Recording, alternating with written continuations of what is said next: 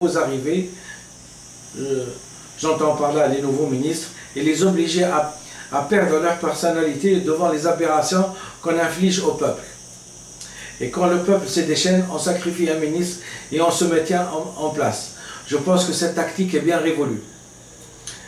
Les principes que je viens de dénoncer vous aideront, j'espère, à faire évoluer votre personnalité. Vous verrez que quand on applique ces principes, on n'a pas besoin de forcer la sympathie de la population, on n'a pas besoin de forcer la sympathie de la population, ni son indulgence.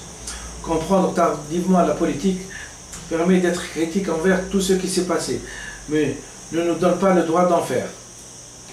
Mater le peuple, pour le berner, tout le monde sait le faire. Pour le développer et lui parler de façon vraie, authentique, personne jusqu'à maintenant n'a su le faire. 10 millions de dinars pour organiser des élections alors qu'elle aurait pu coûter 10 000 dinars grâce au protocole de vote par SMS de Dr Benfissa Ahmed, protocole de vote enregistré au Premier ministère qui n'a pas fait suite. Narcissisme et orgueil quand tu nous tiens. Il y a des gens qui souffrent de faim, il y a des gens qui sacrifient leur vie, le sang a coulé sur les trottoirs, attend le droit à la lutte des égaux. Mais ma parole, certains croient vivre dans une démocratie centenaire. Je crois, vu l'état de la Tunisie, qu'on ne peut pas sacrifier des compétences pour satisfaire des égaux. Le roi Soleil n'aime pas les gens qui peuvent lui faire de l'ombre à son étoile. Non, l'ami, cette logique, ce n'est pas du patriotisme, mais probablement, je vous l'accorde, du bourguibisme. Le problème de la direction du pays se posera toujours, aujourd'hui, demain et après-demain, en termes de compétences intrinsèques de la personne. Savoir distribuer les rôles et n'avoir jamais eu une vision globale du pays, de ses régions, de la souffrance des démunis, ne nous autorise pas à diriger.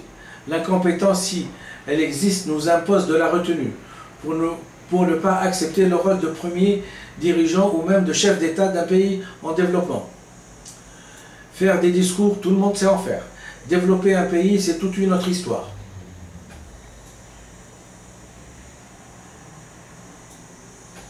Les plaidoiries qui servent à légitimer les échecs et les revers, on n'y a pas le droit. Il y a un seul chemin en politique, réussir ou se démettre.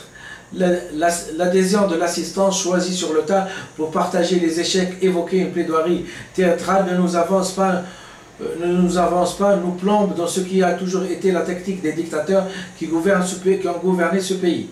Maintenir le peuple en dehors du temps, en dehors de la culture, en appliquant la technique de un pas en avant, 10 pas en arrière. Et cette technique est révolue et enterrée avec l'avènement de la révolution du 14 janvier 2011. En espérant que cette lettre ne froisse pas les susceptibilités des personnes, il faut bien comprendre que pour se développer dans les pays démocratiques, on n'use pas de la torture, ni du bâton, et encore moins de la prison, mais bien de ce qui est le plus charmant chez l'être humain, je veux dire les mots. Réflexion personnelle en conclusion de cette lettre, dédiée au Premier ministre. Science sans conscience n'est que ruine de l'âme. Le propre des insuffisants d'intelligence, c'est qu'ils veulent jouer le premier rôle sans avoir les compétences. Cet argent dépensé pour organiser les élections aurait pu être économisé et servir à des gens qui meurent de faim.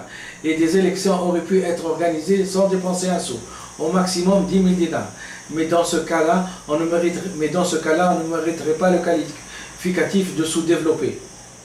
Qualificatif initié par la politique d'après l'indépendance avec un dictateur qui a maintenu le pays 30 ans durant dans le sous-développement, incompétence reliée majestueusement par l'ancien président Ben Ali, pauvre peuple à qui on a fait miroiter des élections et une démocratie.